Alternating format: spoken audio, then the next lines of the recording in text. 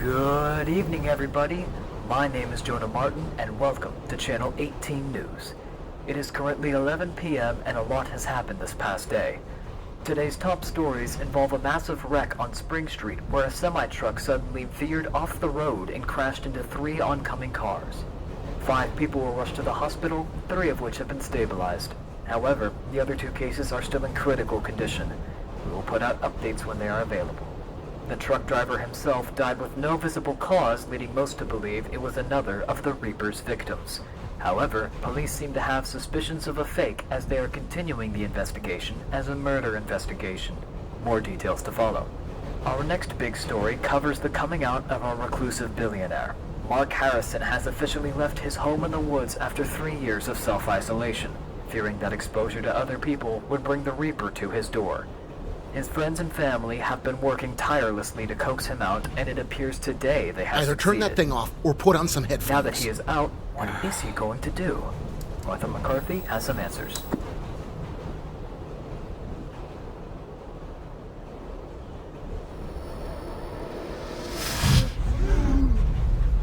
The day has passed, and I desire my next victim.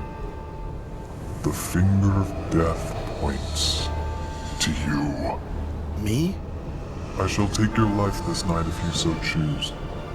But if you do not, I shall hurt every person that stands around you with all of the agonies Hades provides. I give you 9 minutes to decide. It's my time, huh? I get to make the decision. Hey, please don't refuse. For our sakes. For your sakes? What about mine? I'm sorry. I truly am, but things will be a whole lot worse if you refuse. Worse? You mean for you? Because you're going to experience a little bit of pain? It doesn't matter if I die, so long as you don't experience any pain. Am I right? It's not like that. Yeah, I bet not. The thing is, though, my life will still go on. All you have to do is suffer a little bit, and I can go to work and provide for my family.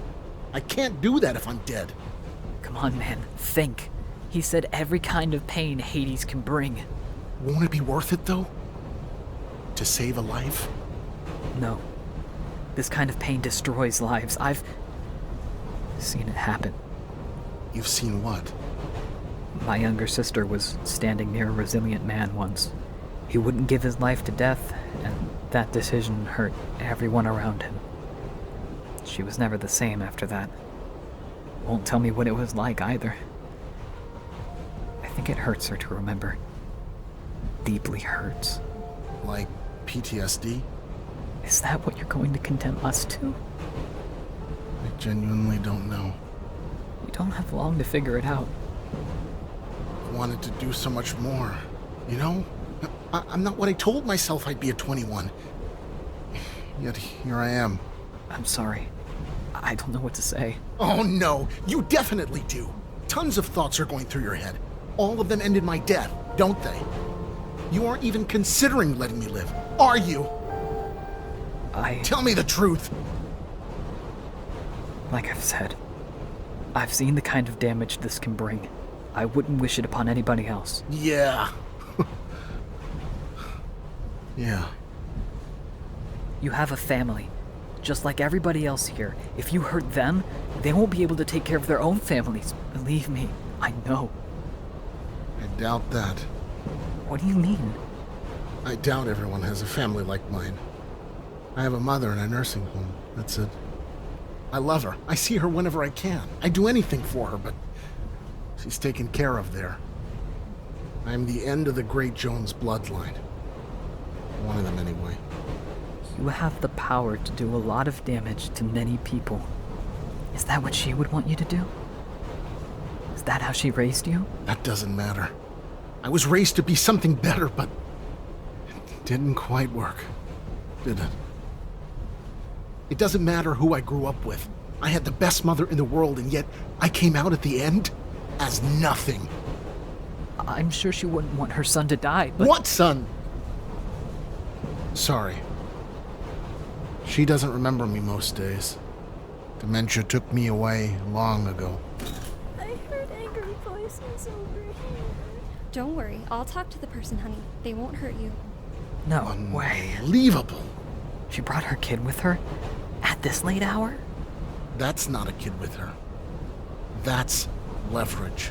Oh, there he is. Sir, could you please? How dare you? I'm sorry? You know what I'm talking about. You shouldn't even be a parent if this is what you do with your kids. Shame on you. I am ashamed. Yes. But that won't stop me. You won't change my mind. Neither will your kid. Really? Is that the kind of person you are? Look at this child. Would you really hurt him? Look into his eyes and tell him that you're going to hurt him. Go on. Lady, I'd recommend that you run to the farthest end of the train and pray that I'm a good man. Come on, Luke. That should be illegal by now. I'm sorry, man.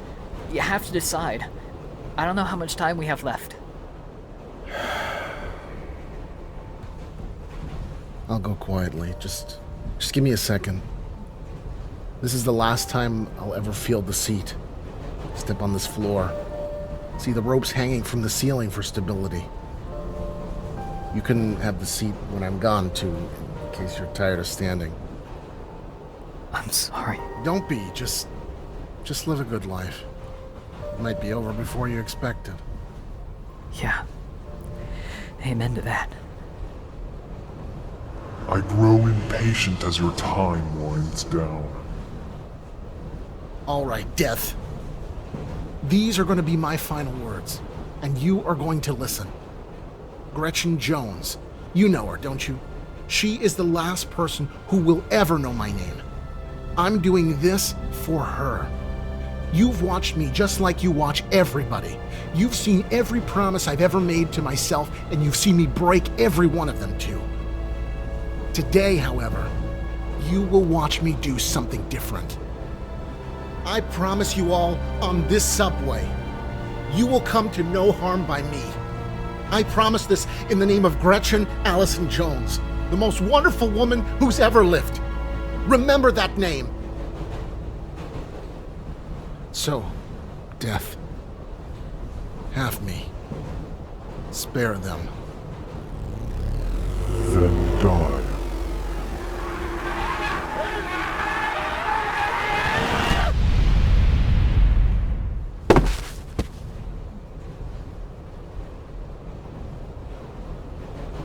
Thank you. I wish I knew your name too.